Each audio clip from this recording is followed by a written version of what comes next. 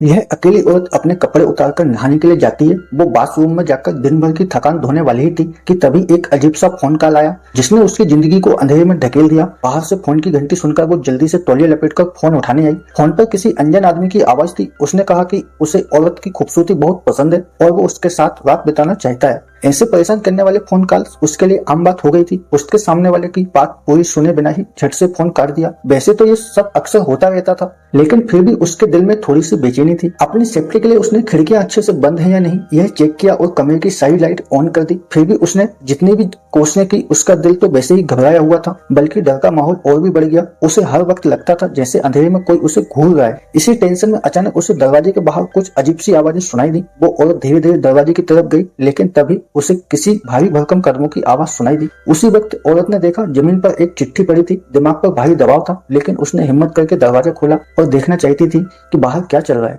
पर जैसे ही बाहर निकली सीधा पड़ोस के बूढ़े अंकल से टकरा गई। बूढ़े आदमी ने देखा औरत डर गई है तो उसने फौरन पूछा, तुम्हें मदद चाहिए क्या? औरत ने जल्दी से कह दिया, नहीं नहीं मैं ठीक हूँ, मुझे कोई मदद नहीं चाहिए। उसने जल्दी ही दरवाजा बंद किया, फिर खुद को थोड़ा संभाल कर जमीन से चिट्ठी उठा ली। खोलकर देखा यह तो पड़ोस वाले बूढ़े अंकल का लव लेटर निकला। लेकिन जैसे ही वो सोने वाली थी फोन फिर से बज गया।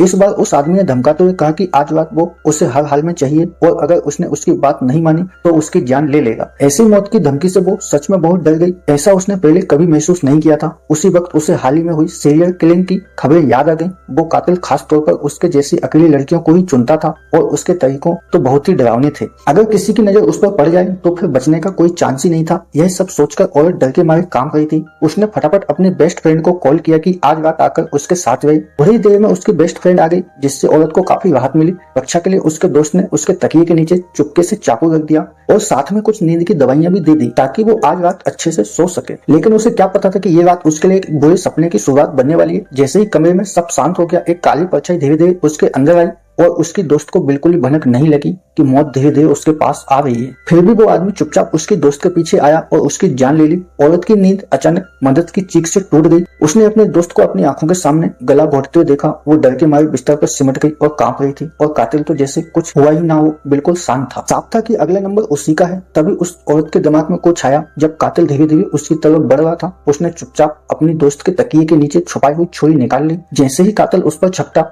उसने पूरी ताकत से छुरी उसके शरीर में घुसेड़ दी। उसे लगा कि इस बार मौत के पंजे से बच निकली है, लेकिन फोन फिर से वही डरावनी आवाज सुनाई दी, मैं हर रात तुमसे बात करूंगा चाहे तुम कहीं भी हो। वीडियो पसंद आए तो वीडियो को लाइक, चैनल को सब्सक्राइब जरूर करें।